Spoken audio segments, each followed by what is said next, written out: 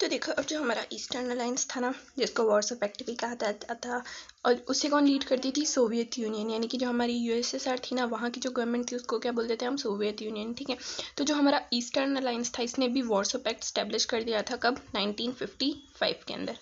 अब इस Warsaw pact का प्रिंसिपल फंक्शन, यानी कि इसको बनाने के पीछे का रीज़न क्या था कि वो जो भी नेटो यूरोप के अंदर जो भी काम करता है उसको काउंटर करेंगे। यानी कि नेटो ने चाहे जो भी काम करा है, हमें बस उसे रोकना है, हमें बस उसको क्रिटिसाइज करना है, अपोज करना है। ये था इस वॉर्सो पैक्ट का प्रिंसिपल फंक्शन।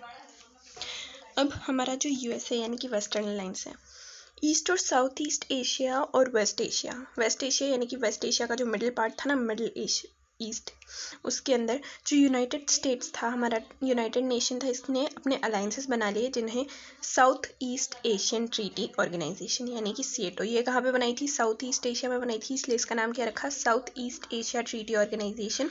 और सेंट्रल एशिया के अंदर बनाई थी सेंट्रल ट्रीटी ऑर्गेनाइजेशन, जिसको हम सेंटो बोलते हैं। तो ये यूएसए के अलायंसेस थे जो उसने एशिया के अंदर बनाए थे, साउथ एशिया और central Asia, south east Asia और सेंट्रल एशिया। अब हमारे जो यूएसए था ना, इसके 3 अलायंसेस हो गए। देखो, यूरोप के अंदर कौन सा हो गया? नेटो।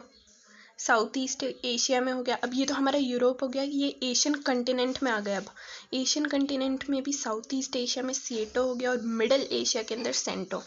ठीक है, अब हमारा यूएसए अगर इतने ये सब बनाएगा तो जो हमारा यूएसएसआर है वो भी तो कुछ ना कुछ करेगा ना।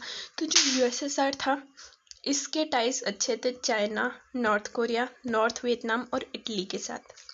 ठीक है, यानी कि ये जो 4 कंट्रीज है ना, इनके साथ इसके जो रिलेशंस थे वो काफ़ी अच्छे थे। लेकिन क्या होता है, जो हमारा यूएसएसआर था इसके टाइज अच्छे थे China, north Korea, north Vietnam और इराक के साथ। अब जो हमारा चाइना था ना, ये भी कम्युनिस्ट रूल था, यानी कि यहाँ पे भी कौन सी आइडियोलॉजी चलती थी? कम्युनलिज्म की। जो यूएसएसआर की आइडियोलॉजी थी ना, कम्युनलिज्म की, मतलब कि सब कुछ गवर्नमेंट कंट्रोल, वही आइडियोलॉजी चलती थी चाइना के अंदर।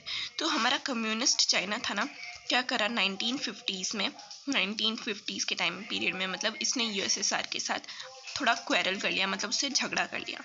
ठीक है, अब उसको हम इतना डिटेल में नहीं पढ़ेंगे। अब हम आ जाते हैं अपने नेक्स्ट टॉपिक नैम पे। NAM, non alignment movement. अब देखो, ऐसा छोटा सा एक्सप्लेनेशन कि नैम था क्या। अलाइनमेंट मतलब क्या होता है? जो ये हमारी अलाइड कंट्रीज बनी थी ना, यूएसए और यूएसएसआर की दोस्त बन गई थी वो।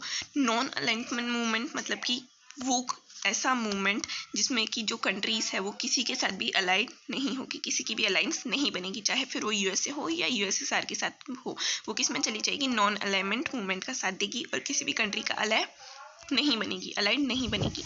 ठीक है, तो अब जो हमारी नॉन अलाइनमेंट मूवमेंट था, ये इसका छोटा सा एक्सप्लेनेशन हो गया। ठीक है, इसको स्टार्ट करा था इंडिया ने, और कुछ 5 और लीडर्स थे, मेन 3 लीडर्स थे, बाकी की तो जो कंट्रीज़ के लीडर्स थे उन्होंने बस इसको सपोर्ट करा था, फिर बाद में वो भी इसके मेंबर बन गए थे। ठीक है, और स्टार्टिंग के अंदर इसकी, अगर हम स्टार्टिंग की बात करें तो केवल 5 कंट्रीज़ इसकी मेंबर्स थी। अब और वो कंट्रीज़ इंडिपेंडेंट, जो भी नई नई डीकोलोनाइज्ड कंट्रीज़ हुई थी ना, वो सारी कंट्रीज़ इसका हिस्सा बनती थी। क्यों? क्योंकि नॉन अलाइनमेंट उनको कहता था कि आप लोग अभी ही इंडिपेंडेंट हुए हो, तो आप किसी के साथ भी मत जाओ, किसी का भी गुलाम। वापस से, अभी तो हमें इंडिपेंडेंस मिली, अब हम वापस से किसी के गुलाम थोड़े न बनेंगे। हमें भी 1947 में इंडिपेंडेंस मिल गई थी, है ना, तो वापस से किसी की गुलाम थोड़े न बनना था, इसलिए हमने स्टार्ट करा था नैम यानी नॉन अलाइनमेंट मूवमेंट। ठीक है, अब सुपर पावर्स को क्या बेनिफिट मिल रहा था स्मॉल स्टेट्स से, यानी कि छोटी छोटी कंट्रीज से, जो कि उनकी अलायंस बन रही थी ना। सुपर पावर उनको क्यों अपना अलायंस बना रही थी, उसको ऐसा क्या बेनिफिट मिल रहा था? ठीक है, तो सुपर पावर को क्या बेनिफिट्स मिल रहे थे? वाइटल रिसोर्सेज, जैसे कि ऑयल हो गया, मिनरल्स हो गए। अब देखो, ये जो छोटी छोटी कंट्रीज थी ना, जो छोटे छोटे अलायंस थे, इनके अंदर काफ़ी ज़्यादा इंपॉर्टेंट रिसोर्सेज जैसे कि ऑयल, मिनरल्स और इन सभी की माइंस थी।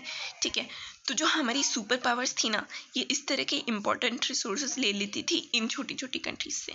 इसके अलावा इनको एक दूसरे के ऊपर नज़र रखने के लिए लोकेशंस भी मिल जाती थी, जैसे कि हमारे यूएसए के नीचे क्यूबा था ना, तो क्यूबा से ही तो जो हमारा यूएसएसआर था, रशिया था, वो यूएसए के ऊपर नज़र रख रहा था। अगर क्यूबा उसका अलाइड नहीं होता तो वो तो आता ही नहीं ना वहाँ पे।